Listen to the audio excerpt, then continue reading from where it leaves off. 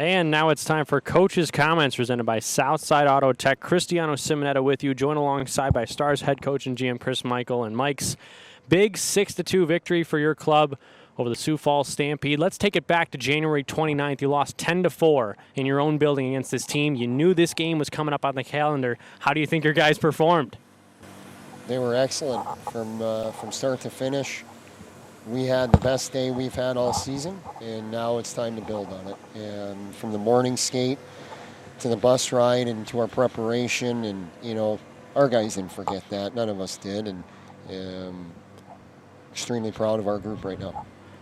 And scoring by committee especially, but the second period presented by Sleepin' and Sweets, I may add. Jack O'Leary with 2 short-handed goals. It's not often you see 2 shorties by a single player. Nonetheless, 2 on consecutive penalty kills. What can you say about number 15? But also that entire group short-handed tonight, I thought they were dominant. Yeah, and it's, there's a lot of guys part of our leadership group that are on that PK, and they were awesome. Like, they stuck to the script there, and our details, our stick details, stopping and starting, not looping, presenting their body in lanes. Like, they did everything right, and it was awesome to see them rewarded for it. And Jack makes a great play, closing on his point man, causes the guy to fumble it, takes off on a breakaway.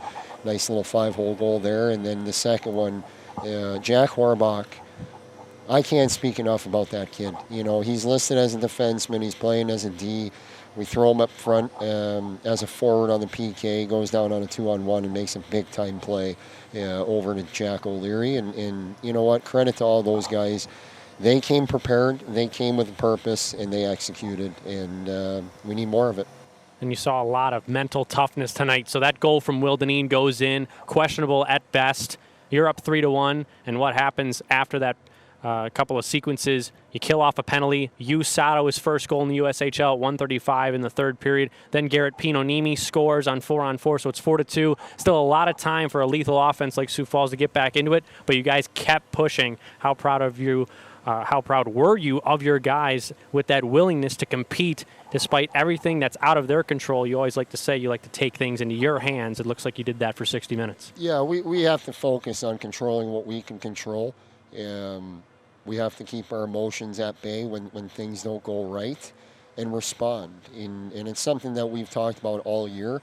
Tonight was that, moment where we're going to use now as the example of how to respond. When things aren't going our way, bad calls, whatever the case is, like, we have to just continue to go through and fight through and stick to our script, stick to what, gave us the success there, and not falter because of something out of our control. And like I said, this is a great example. Tonight will be a great example of how we just continue to push, continue to stick to our process and respond. And, that's been the message, like I said, from day one, not only for these guys in hockey, but in life in general. You're going to deal with a lot of adversity as they get older, and they move on to college, and hopefully they all get to play pro hockey, and whether it's pro or they go into the world of business and have their own families, they're going to have a lot of adversity, and life is about how you respond to that. And 2 nights ago we were in a lot of adversity, and we responded like pros tonight. So credit goes to all those guys that suited up today, even the guys that were not in our lineup.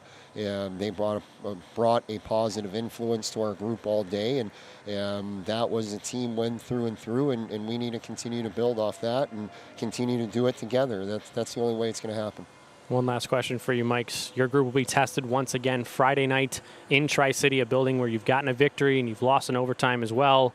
Already against the Tri-City Storm. You play Omaha on Saturday. Now it comes the question once again, which team will your guys decide to be? How confident are you in this group after this statement of a victory over Sioux Falls that you'll eventually get to righting the ship starting on Friday night against Tri-City? Listen, we're always confident in our group, no matter what. No matter what people think or what gets said or anything like that.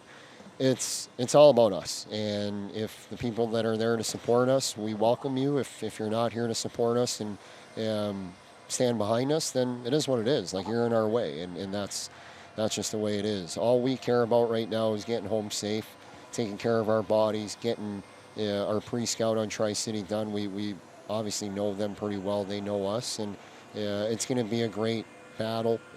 It's going to be a great test for us to see what we're capable of. You know, we need those points desperately. We got to go in and be a desperate, urgent group. Yeah, we've won in that building, but we've also got our butts kicked in that building too. So we're just focused on the next day in hand and how can we be better tomorrow than we were today, and build on that all week and hopefully go in and replicate what we did tonight in a very tough environment against arguably the best team in our conference Friday night.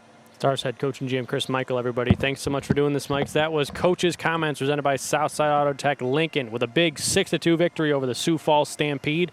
Back in action Friday night at Viero Center, Kearney, Nebraska. We'll see you then.